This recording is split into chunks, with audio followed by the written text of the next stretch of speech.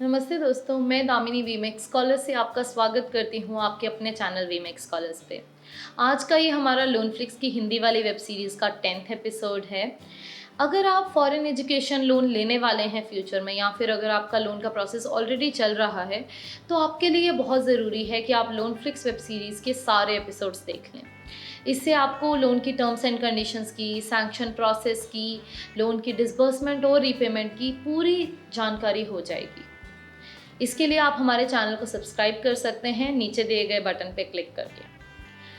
अभी तक की हमारी सारी वीडियोस में हमने बात की कि लोन के प्रोसेस की, उसके पेपर वर्क की, उसकी आपकी एलिजिबिलिटी की।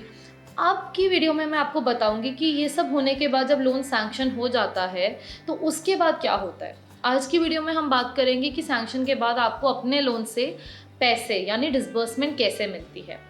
तो मैंने इस वीडियो को 3 सेक्शंस में डिवाइड किया है। सबसे पहले मैं बात करूंगी कि बैंक आपकी फ़ीस यूनिवर्सिटी को कैसे देता है। और कई बार ऐसा होता है कि यूनिवर्सिटी फ़ीस डायरेक्टली अपने अकाउंट में नहीं मांगती, बल्कि किसी थर्ड पार्टी सॉफ्टवेयर जैसे फ्लाईवायर या ग्लोबल पे उनके अकाउंट में डालने के लिए बोलती है। तो उसका भी क्या प्रोसेस होता है वो मैं आपको बताऊँगी। दूसरा है कि जो आपका खाना और रहने का खर्चा होता है वो आपको बैंक कैसे और कब देता है। तीसरा होगा कि अगर आपने अपने लोन सैंक्शन होने से पहले कोई फ़ीस अपनी पॉकेट से खुद से दे दी है, तो बैंक आपको वो पैसे रीइंबर्समेंट कब करता है। बस यही कवर करूँगी इस वीडियो में। इससे पहले अगर आपको हमारी वीडियोज़ अच्छी लग रही हैं तो प्लीज़ हमारे चैनल को सब्सक्राइब कीजिए, ताकि जब भी मैं कोई ऐसी ज़रूरतमंद आपके लिए वीडियो पब्लिश करूँ आपको पता चल सके। सब्सक्राइब करने के लिए आप नीचे दिए गए बटन पे क्लिक कर सकते हैं।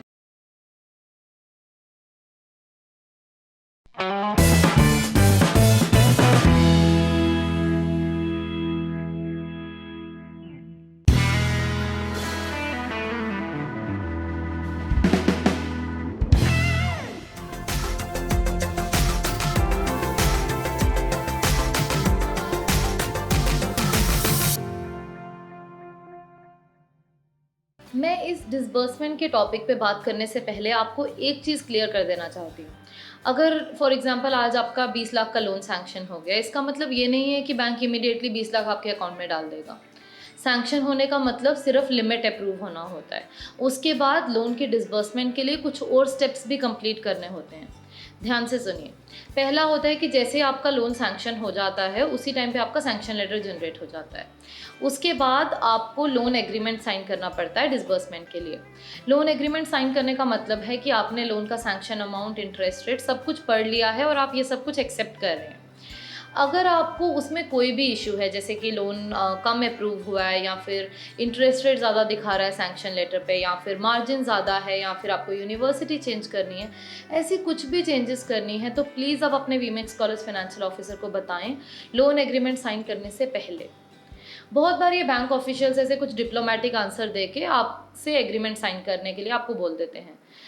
प्लीज़ ध्यान रखिए, वीमेक्स कॉलेज जो भी चेंजेस हो सकती हैं उसमें आपकी पूरी मदद करेगा, जो भी चेंजेस करानी है वो करा देगा। बट अगर आप लोन एग्रीमेंट साइन करने के बाद हमें बताते हैं तो बहुत सारी ऐसी चेंजेस होती हैं जो नहीं हो सकती।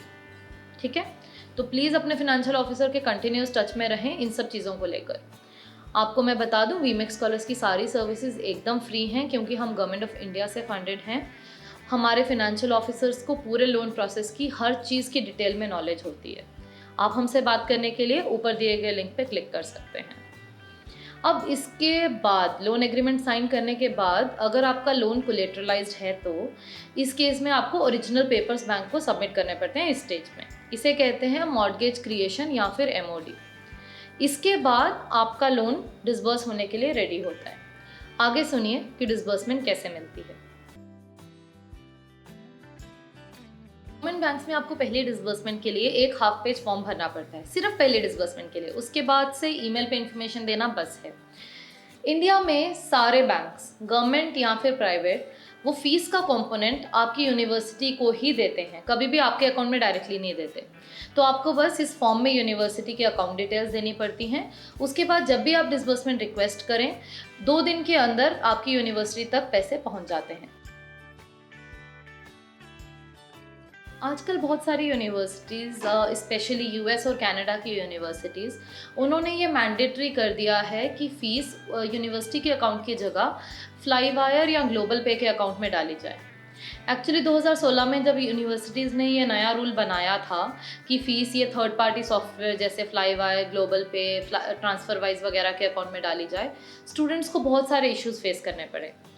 एक्चुअली होता ये है कि इंडियन बैंकिंग एसोसिएशन के नॉर्म्स के हिसाब से जो आपके एजुकेशन लोन में जो फ़ीस का कंपोनेंट होता है वो डायरेक्टली यूनिवर्सिटी को ही जाएगा।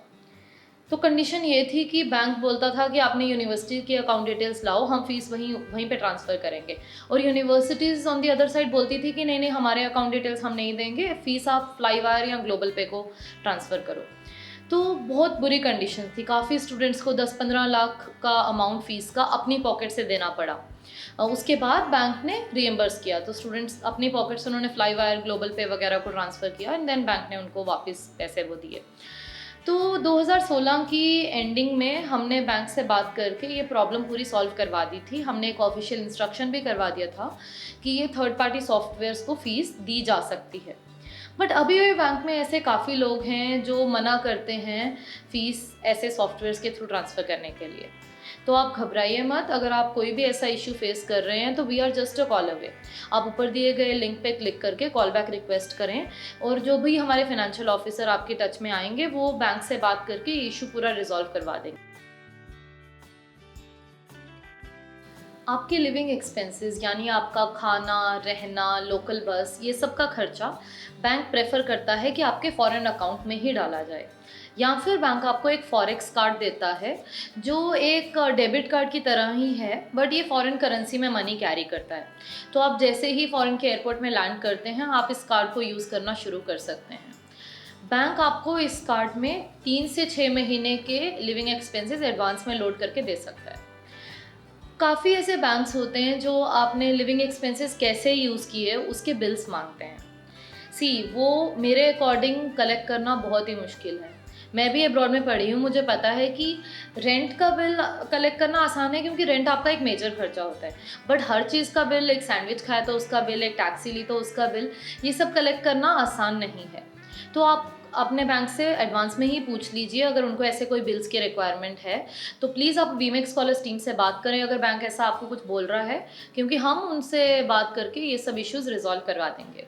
वीमेक्स स्कॉलर्स टीम से बात करने के लिए आप ऊपर दिए गए लिंक पे क्लिक कर सकते हैं।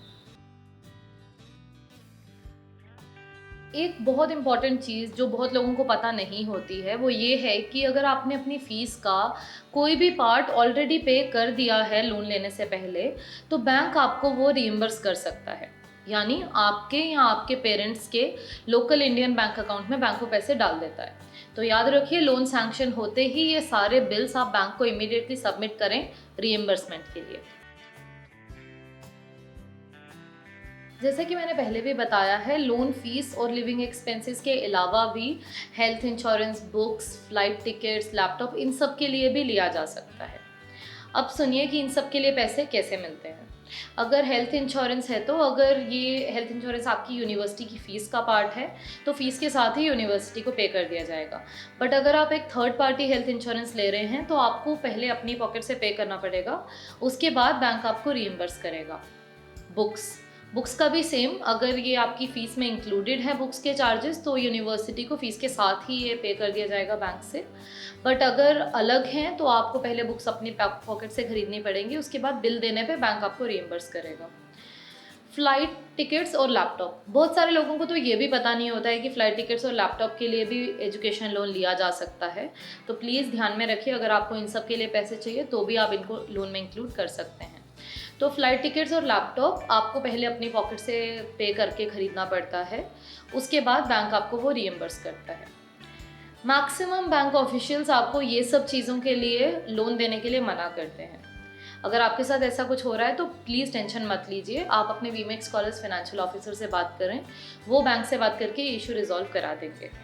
अगर आपको अभी तो कोई फाइनेंशियल ऑफिसर असाइन नहीं हुआ है तो आप ऊपर दिए गए लिंक पे क्लिक करके रजिस्टर कर सकते हैं।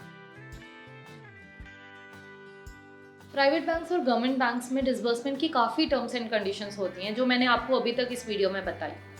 जबकि जो NBFCs हैं, नॉन बैंकिंग फाइनेंशियल कॉर्पोरेशंस, उनकी डिसबर्समेंट काफ़ी सिंपल होती है। एक्चुअली उनको IBA यानी इंडियन बैंकिंग एसोसिएशन के नॉर्म्स फॉलो नहीं करने पड़ते हैं, तभी उनकी डिसबर्समेंट की ऐसी कोई टर्म्स एंड कंडीशंस नहीं होती हैं।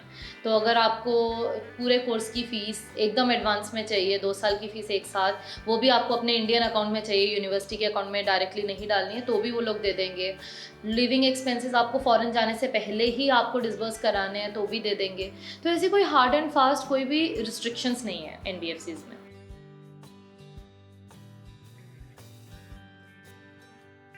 अब बारी है मेरे जुगाड़ की।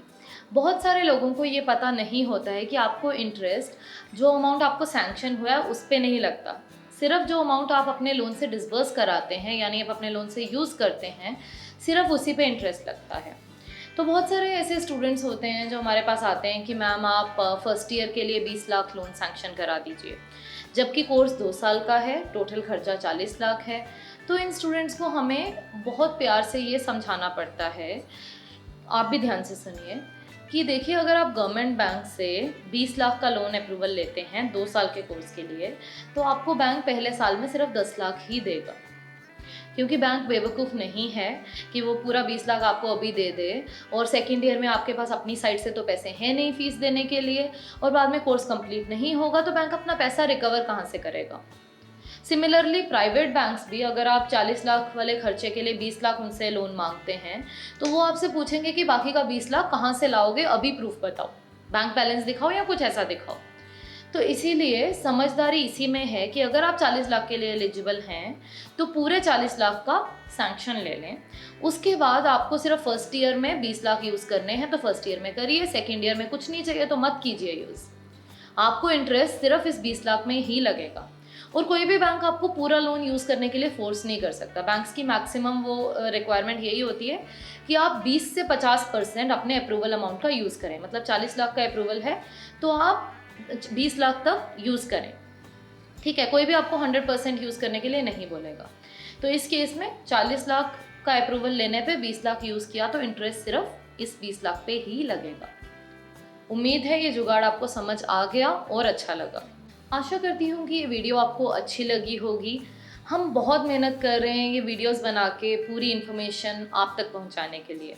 तो प्लीज़ अगर आप हमारे इस एफ़र्ट को अप्रिशिएट करते हैं तो इस वीडियो को लाइक करें और शेयर करें अपने उन दोस्तों और पहचान वालों के साथ जिन्हें शायद एजुकेशन लोन की ज़रूरत है। मैंने इस वीडियोस में जो भी आपको पॉलिसीज़ बताई हैं वो सब बैंक के सर्कुलर्स के हिसाब से हैं, बट बहुत बार ऐसा होता है कि आपकी ब्रांच का मैनेजर इन सब पॉलिसी से अवेयर नहीं है क्योंकि हर कोई हर सर्कुलर नहीं पढ़ता है। तो अगर आप ऐसा कोई भी इशू फेस कर रहे हैं तो आप तुरंत हमारी टीम से बात करें। हमारी टीम से कनेक्ट करने के लिए जो लिंक है वो मैंने वीडियो डिस्क्रिप्शन में डाल दिया है। आपकी जानकारी के लिए वीमेक्स स्कॉलर्स की सारी सर्विसेज एकदम फ्री हैं और वीमेक्स स्कॉलर्स गवर्नमेंट ऑफ इंडिया से फंडेड है।